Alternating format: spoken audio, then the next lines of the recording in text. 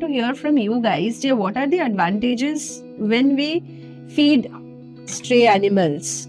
Actually, indie dog, climate অনুযায়ী indie dog হচ্ছে more acclimatized, যার জন্য তাদের যে ডিজিজ গুলো হয় they can cope up easily. Like সবচেয়ে বেশি ইনফেকশন ইন্ডি ডগই আমরা দেখতে পারি, যে ঠিক প্রচুর ইনফেকশন হয়ে আছে, গোটা কান ভর্তি, গোটা ভর্তি, বা ডেমোডোকাসিস, গোটা বডি লোম নেই, অথচ they can survive the long, যতক্ষণ না তাদের ব্লাড লেভেল বা কিডনি প্রোফাইল খারাপ হতে শুরু করে ততক্ষণ অব্দি দে ক্যান সার্ভাইভ। বাট ওদের একটা প্রবলেম আমি খুব ইদানিং লক্ষ্য করছি, সেটা হচ্ছে উইদিন 5 to 6 ইয়ার্স এর মধ্যে কিডনি ড্যামেজ হতে শুরু হচ্ছে ইন্ডি ডগ।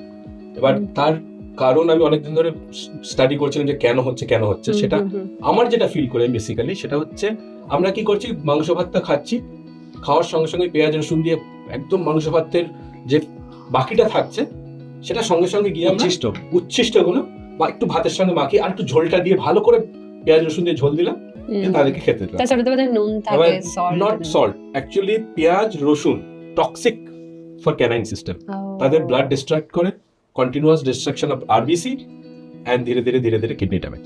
তার মানে পেঁয়াজ রসুন একদম দেওয়া উচিত না, তাহলে strictly no for canine. Ginger কিছুটা দেওয়া যেতে পারে, বাট পেঁয়াজ রসুন তো না, একদমই দেওয়া উচিত একদমই না।